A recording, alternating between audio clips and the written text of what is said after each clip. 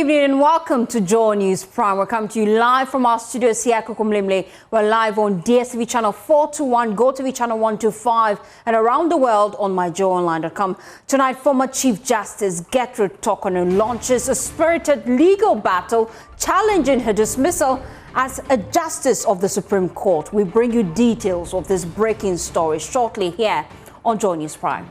Also tonight, former Vice President and 2024 MPP presidential candidate Dr. Mahmood Bawumia alleged purchase of 300 pickup trucks sparks corruption concerns as a citizen petitions the Office of the Special Prosecutor to probe the source of funds used for the vehicles and related political activities. Also tonight, brace yourselves to pay for goods and services with your Ghana card. That's according to the National Identification Authority as it moves to roll out the e-wallet system that allows holders to use the card for electronic transactions. Later in Prime Business, Bank of Ghana cuts lending rate to commercial banks by some significant margin to 21.5%.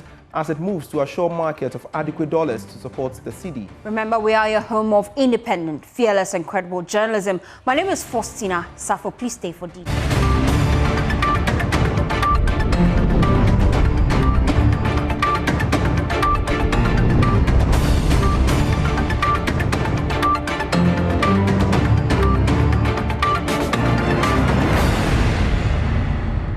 Thanks for staying with us here on Joy News Prime. Tonight, the former Chief Justice Gertrude Torkornoo is putting up a fierce legal battle against her dismissal as a Justice of the Supreme Court. She argues that the president overstepped his authority by not adhering to the constitutional procedure outlined in Article 146. She's seeking to have the presidential warrant of removal squashed, deeming it unlawful and void. Well, let's give you more on this. Joining me in the studio is Caleb Zublim of our research desk. He joins us. Just tell us more of this petition. What exactly is she seeking? So the removed Chief Justice has gone to the High Court and she's seeking 4 main reliefs. So let's go to the release first. She wants the court to declare the president's power, to declare that the president lacked power to remove her as a judge. So she has considered that the president could remove her as a Chief Justice, but not as a Justice of the Superior Court. So she has considered that, yes, you can remove me as a Chief Justice, but not as a judge at the same time. So that's the first relief being sought. Now, the second is declare that only Article 1464. Now, this is the part of the Constitution that outlines how you remove a Justice of the Superior Court, not a Supreme Court, not the Chief Justice, sorry. So she wants the court to say that this is the only part of the Constitution that the president has to follow to remove her as a Supreme Court Justice and not the Chief Justice. And this was not followed, according to her. Again, declare that the removal was unlawful, null, and void. Removal as a judge? As a judge. And also quash the president's removal warrant. So now we understand what she's looking for. We have to understand why she's looking for this. So she says that the petitions that were submitted, I remember 3 petitions were sent. One by Daniel Ofori, one by a police officer, and by Shining Stars. So these 3 petitions, she says that all of them were for her removal as a Chief Justice, not a Supreme Court Justice. So all the petitions that eventually went to the Council of State, and the Council of State found the prima facie based on the petitions, which were again as removal of Chief Justice and not a Superior Court Justice. She also says that when she knows she has to respond to her, when she went for the committee hearings, she also wrote a response to the presidency and the Council of State. Her response was defending her position as a Chief Justice and not as a Superior Court Justice. So it would be unfair for them to remove her as a Superior Court Justice as well as that. And also, I've already touched on it that the Council of State prima facie decision was only for the removal of a CJ and not a Superior Court Justice. Then again, the committee that the president set up, the 5-member committee, and was set up based on the grounds to remove her as a Chief Justice and not Superior Court Justice. And if you want to remove a Superior Court Justice, a committee will be set up by the Chief Justice and not by the President. So she says that this committee was not set up. And if this committee is not set up, you cannot remove her as a Chief Justice, as a Superior Court Justice, sorry. And then finally, the committee could not recommend removal as a Superior Court Justice because this committee was created to remove her as a Chief Justice. And if you want to remove her as a Superior Court Justice, he has to follow the steps in the Constitution to set up a different committee that will be constituted by the Chief Justice to preside over that issue. Thank you so much for your time here on Joy News Prime. Now, let's explore this further and bring in Eduji Tamaklo, Director of Legal Affairs for the NDC. We appreciate your time here on Joy News Prime. Later, I'll also be exploring this conversation with another legal brain. But let me start with you, Eduji. Your initial reaction to this petition?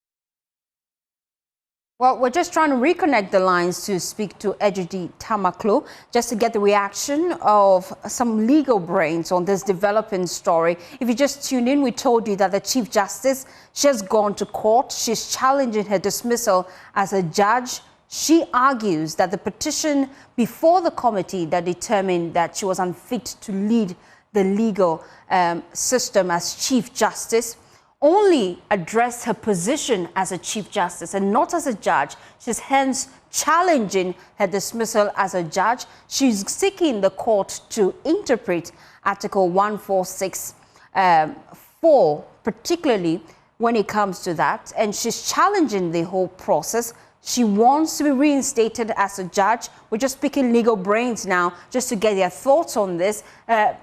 Legally, can this even inure to her benefit? Why go to the High Court? Why not go to the Supreme Court if you're seeking interpretation of the Constitution? Those are legitimate questions we'll be asking here on Joy News Prime. And once we have him, we'll bring you that conversation here on Joy News Prime. But you heard it here first. The Chief Justice is back to court this time. She's challenging her removal as a judge. Now, to other stories, you must brace yourself to pay for goods and services with your Ghana card. That's according to the National Identification Authority, which says that they are working to roll out an e-wallet system in Ghana. The move, according to the Executive Secretary of the NIA, Yaya Koku Deku, is in fulfillment of the requirement of the card and also help generate revenue to wean off the authority from government financing. There's more in this report by my colleague James Aveji.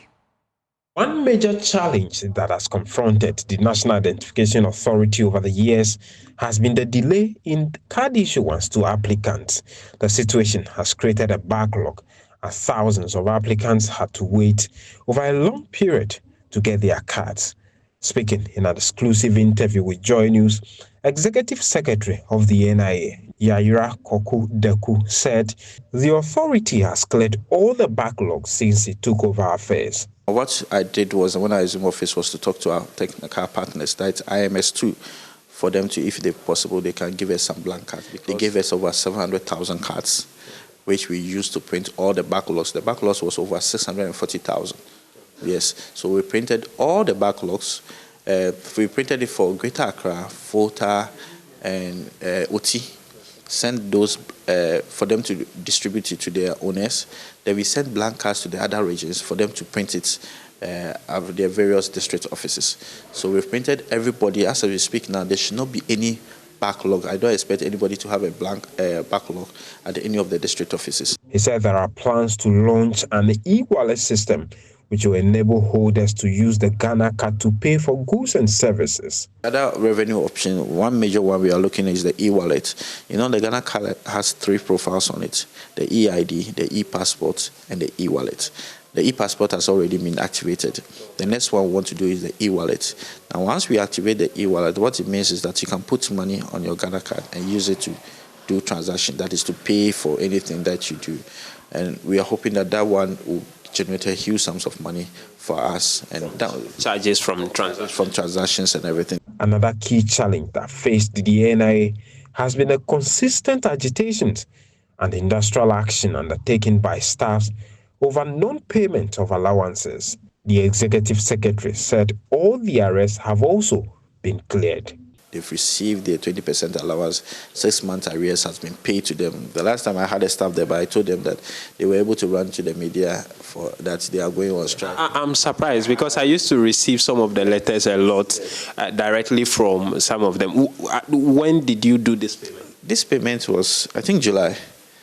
Yes, they received their 20% allowances and arrears in July. But I was telling them that when you wanted to go on strike, you went to the media to tell them. Now that you received the money, you are quiet. You are not saying it. So everybody thinks that we are still... Typical of labor agitation. Yes, everybody thinks that we are still owing you, but we've paid you. Meanwhile, the authority says it will review the Memorandum of Understanding with the Ghana Revenue Authority after negotiations are concluded over the 376 million cedis debt by end of this month. James Savage's report for Joy News. Away from that, former Electoral Commission Chairperson Charlotte Osei has opened up about the attacks and threats she endured during her tenure as Ghana's Electoral Commissioner.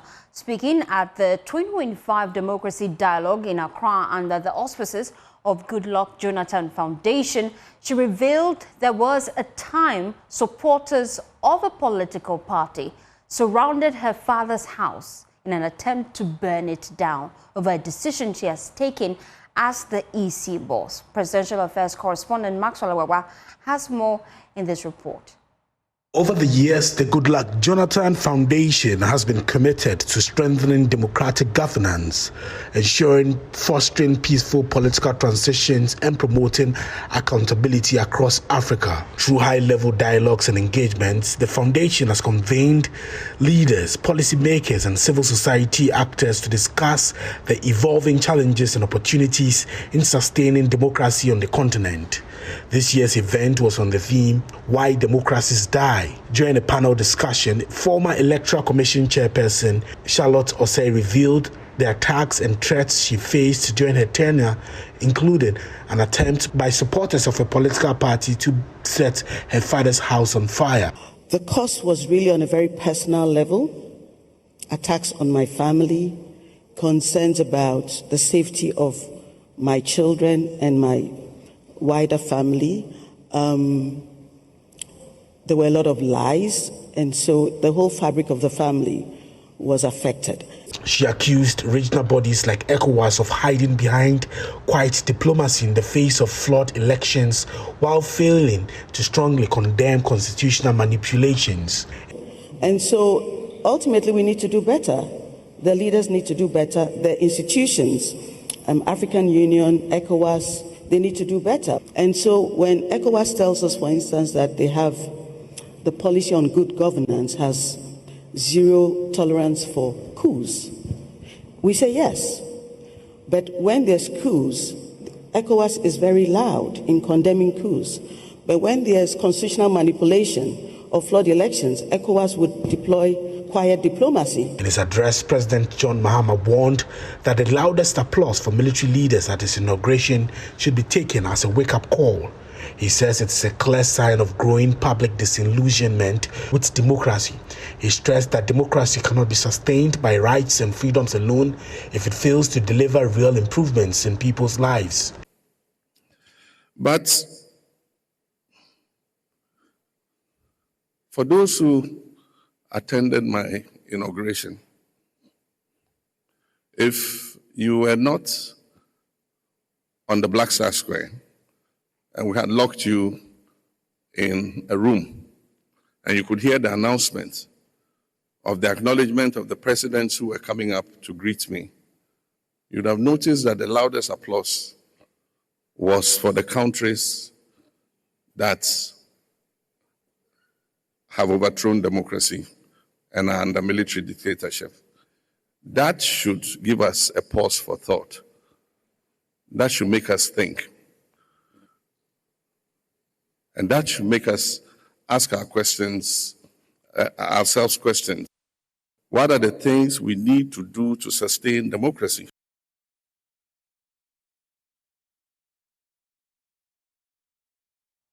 Hundreds of Ayalulu buses lie grounded and rotten, but government says reviving the service will take massive funding. Transport Minister Joseph Bukari-Nipe revealed at government's accountability series that urgent collaboration across ministries is needed to rescue the fleet. He insists a fully functioning Ayalulu system could ease traffic and deliver cheaper fares for commuters. Before we hear from him, my colleague Collins Frimpong has been reporting on the transport situation in Accra. Let's watch.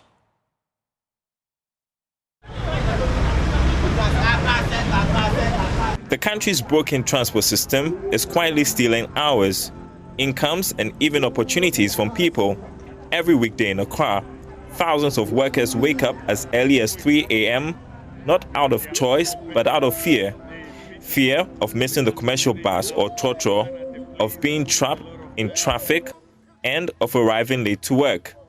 What should be a simple commute has become a daily battle against time. Well, from I used to live at Agape, from Agape to Kanda, and that one there was, I think it's because of the road, so there was no vehicle coming, and they come one. So by the time I wake up 4:30, I'll get to Kanda around 8:30 or 9, very late, and my boss will be complaining. But when I moved to Kumasi, when they started constructing the road, it has been the worst one.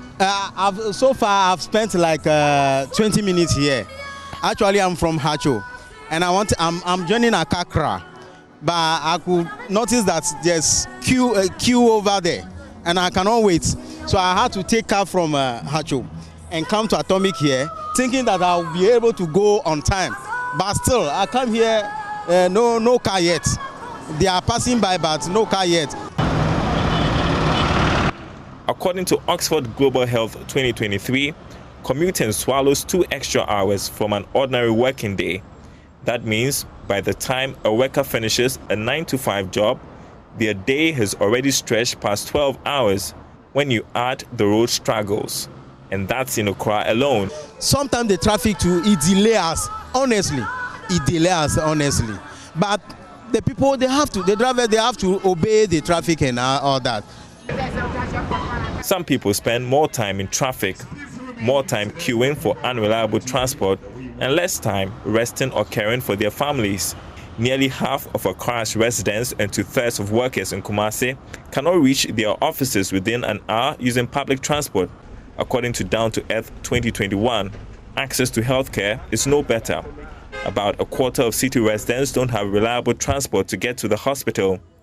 In real terms, this means missed appointments, lost wages, and in some cases, lives put at risk. Sometimes I have to leave the house like either 5 or 5:30 just to get here to get the car on time. It really stresses me out because I need to wake up on time.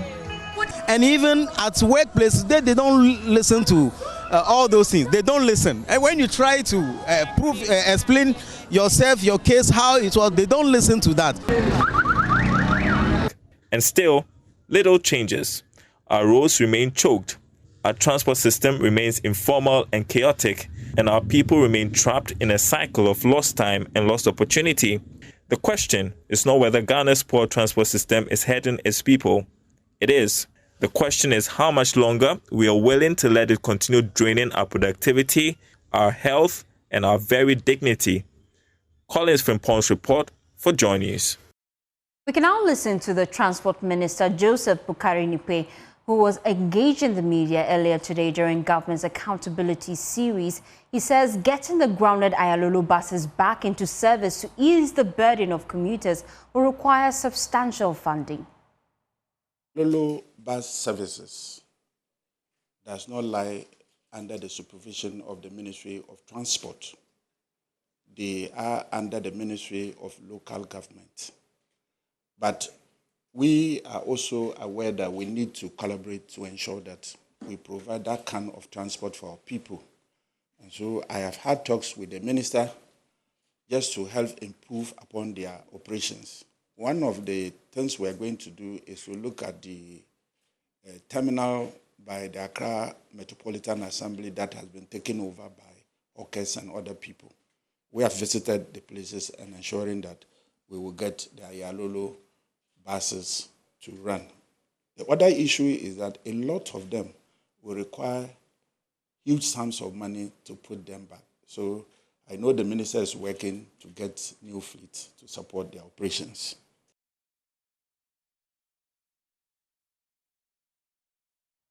Let's get more on this and speak to Dr. Benedict Akes, a spatial and land use planner. We appreciate your time here on Joy News Prime. Just looking at the situation, really, how should we utilize smaller buses to shuttle individuals and reduce the burden on them?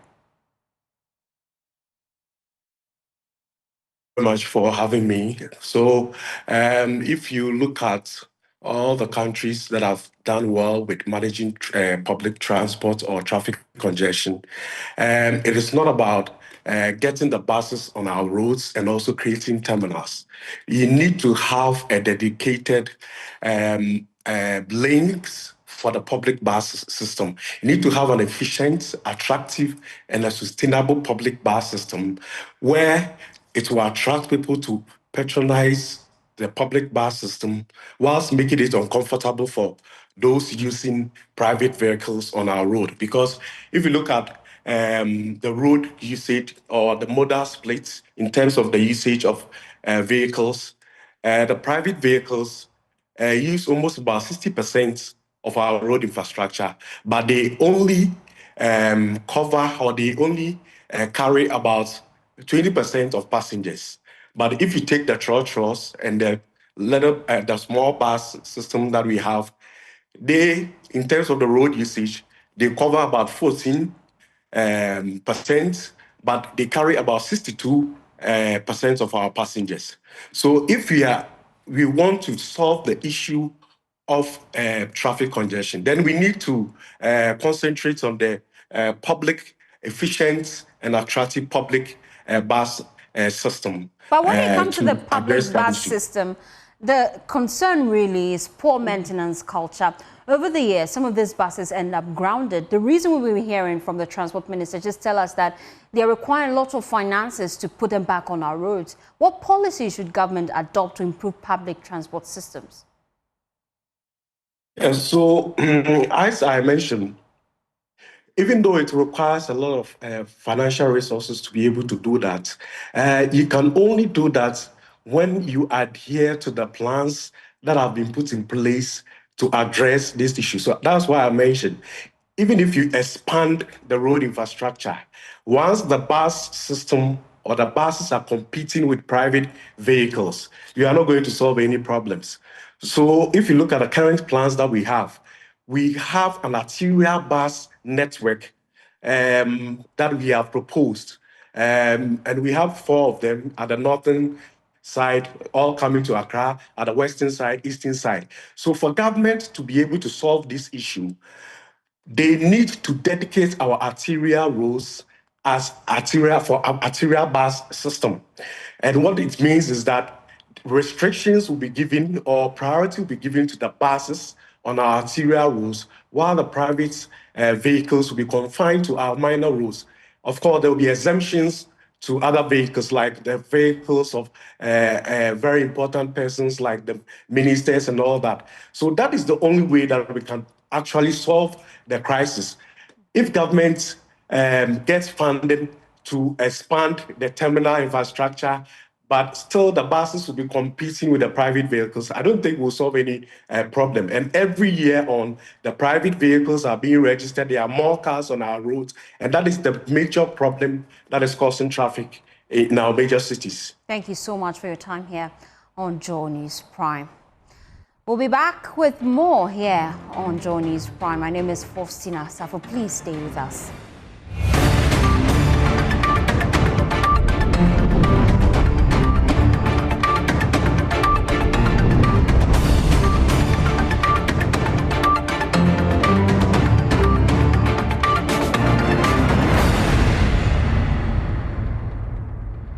Thanks for staying with us here on Joy News Prime. Let me take you now back to our earlier story. We told you that the former Chief Justice, Gertrude Araba Torkornoo, is putting up a fierce legal battle against her dismissal as Justice of the Supreme Court. She argues that the president overstepped his authority by not adhering to the constitutional procedure outlined in Article 146. Simply put, she's having the president, she's praying the courts to have the presidential warrant of her removal as a judge squashed. She says it's unlawful and she wants that taken care of. Well, joining me now is Eduji Tamaklo, Director of Legal Affairs for the NDC. I also have Alfred Chiayobua, the former Deputy Attorney General. We appreciate your time, gentlemen, here on Joy News Prime. I'll start with you, Mr. Tamaklo. Just your brief reaction to this new suit filed by the former Chief Justice.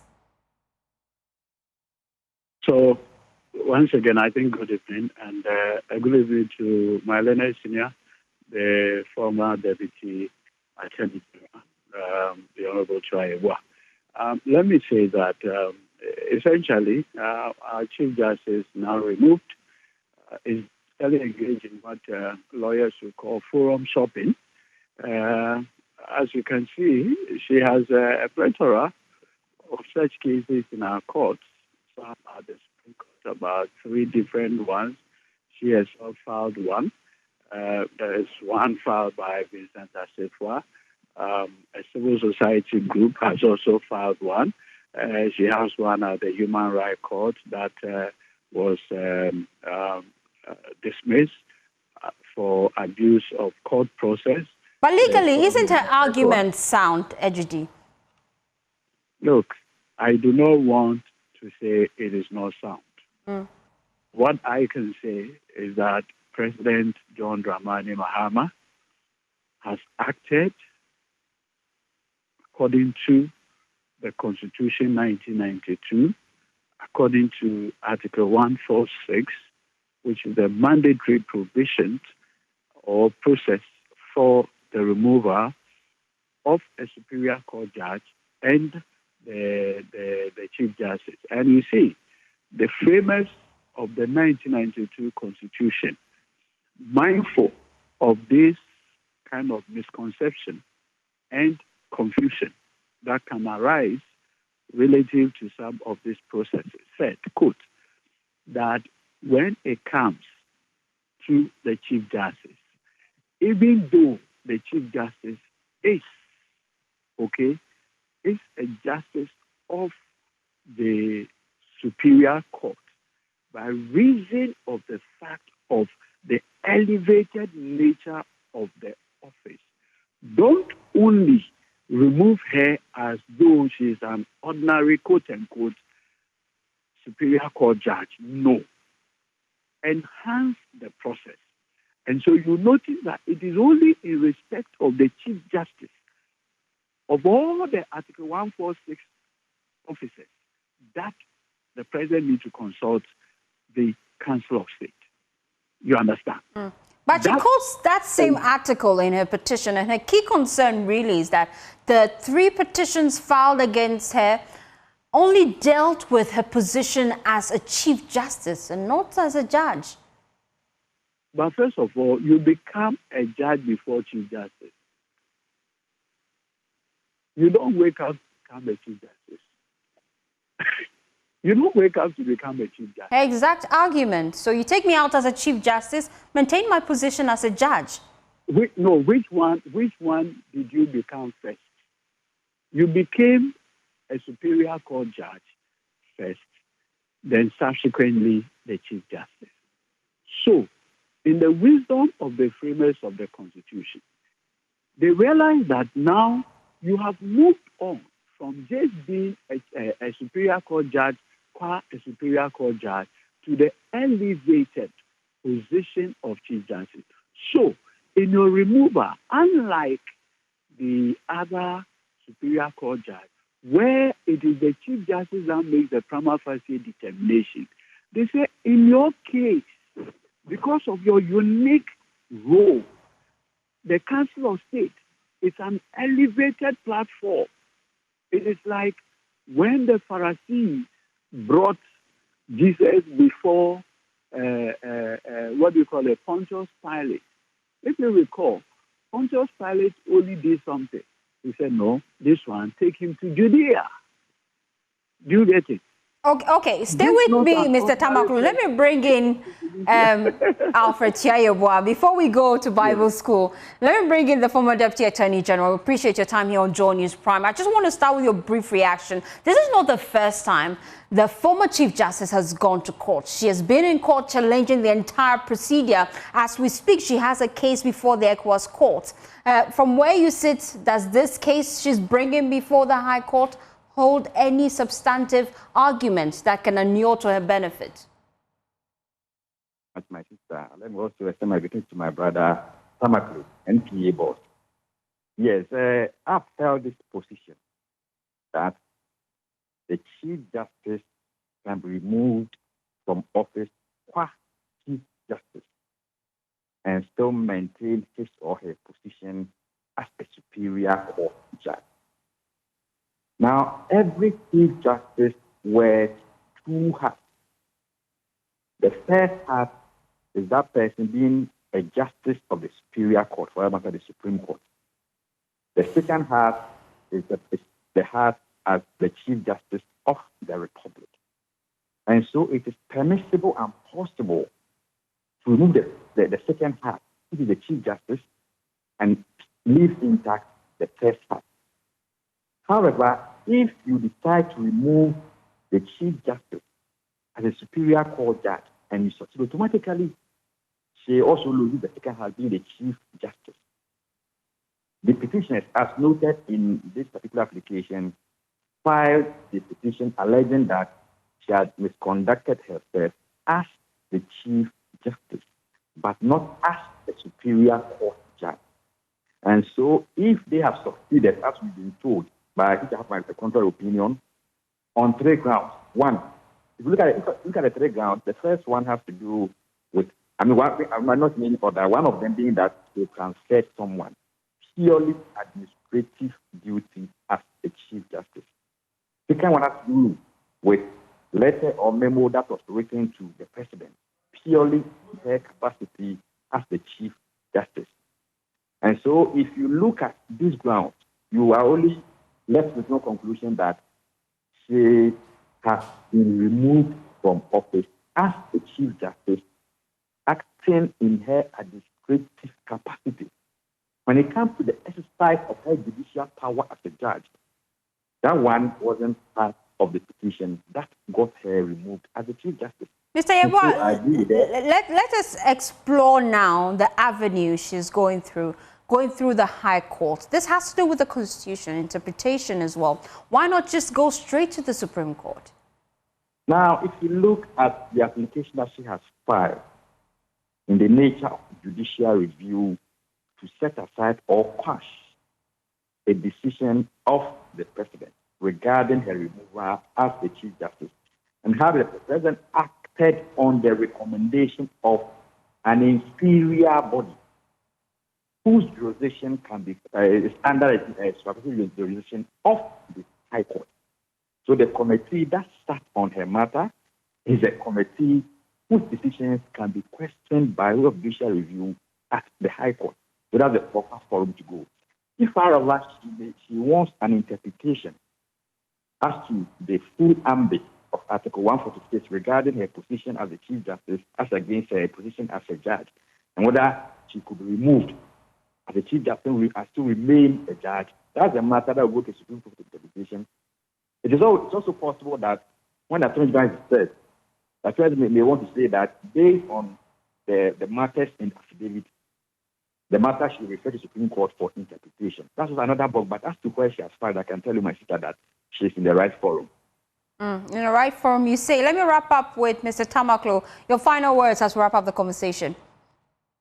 As my senior said, the grounds for which you can remove a superior court judge are three: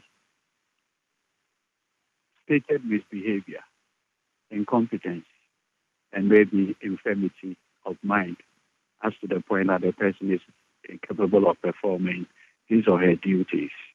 Now, you notice that the grounds for her impeachment as a Chief Justice were in respect of Mr. Tamaklo, I seem to be losing you. If you could position rightly so that I can hear you, just make that point for me. Yeah. Is it better? Much better now. I was saying that the grounds for the removal of superior court judges under Article 146 includes incompetence, includes stated misbehavior, and the issue of infirmity of mind. In the specific case of this Chief Justice now removed, the grounds were in respect of incompetence, stated misbehavior. Now, if you look at the Supreme Court decision and wrapping up in Frank Ajay-Chum versus the Attorney General, the Supreme Court had something to say very significantly. And if you permit me, let me just read so that if you can do that briefly for me, I'll be most grateful. Briefly, as you pointed out. Now, this is what it says. If our notion of a judiciary as an instrument of justice is to endure, then the Chief Justice, who is the head of this institution, should not be seen to be manipulating the justice system by any overt or covert acts of his, by willfully promoting the prostitution or corruption of the system through meddlesome interference. If such a conduct becomes part of the modus operandi of the oversight responsibility of the Chief Justice, you'll be seriously compromising the high office and be anathema to our civil society. The consequence that would inevitably flow from such despicable behavior may render him or her liable for removal. And that has been triggered already. Thank you so much for your time here on Joy News Prime. Eduji Tamaklo, Director of Legal Affairs for the NDC, also spoke to the former Deputy Attorney General Alfred Chia Yeboah. Away from that, the Office of the Special Prosecutor has been petitioned to investigate the former Vice President and 2024 MPP presidential candidate Dr. Mahmoud Bawumia over alleged corruption, illicit enrichment, and breaches of the political financing laws. In a complaint dated 15 September 2025, the petitioners cited Dr. Bawumia's own public claims of personally procuring more than 300 pickup vehicles for the NPP and raising record sums for political campaigns. The petitioners argued these declarations raised serious concerns about the source and legality of the funds, the risk of conflict of interest, and possible abuse of public office. It further grounds its case in multiple laws, including the Anti-Money Laundering Act, the Criminal Offences Act, and Public Financial Management Act. Away from that to other stories now, KJTM Market is recording a last-minute sales rush as shoppers flood the trading hub ahead of its closure on Thursday. The shutdown comes as part of restrictions announced by the Menchia Palace to honor the royal burial rites of Asantehima Nana Konadu Yiadom III. Schools and markets will be closed with only essential services allowed to operate. There's more in this report by Josephine Sego. On Thursday, September 18, 2025, specific businesses in Kumasi have been banned from opening as Asanteman prepares for the final burial rites of its queen, Nana Konadu Yiadom III. On the day, both day and night activities will be affected, with schools and markets ordered to remain closed during the day. While utility providers and other essential service providers are exempted from the directive, we are here to know from traders and buyers whether they are making the most of the day.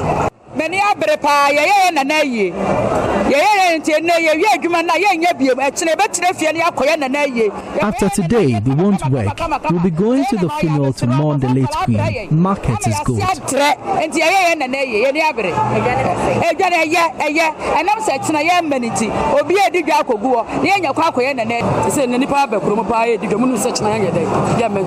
There are a lot of people at the market today. Hopefully by the close of today, we will get a lot of profits. By 3 p.m., we will all be leaving this market. The market is good. Tomorrow we'll be paying our last respects to the late queen.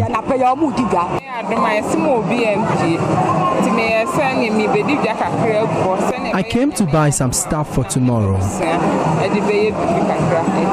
People are not in the market today, like the market is slow. I think everybody is afraid. Some people are scared to come around.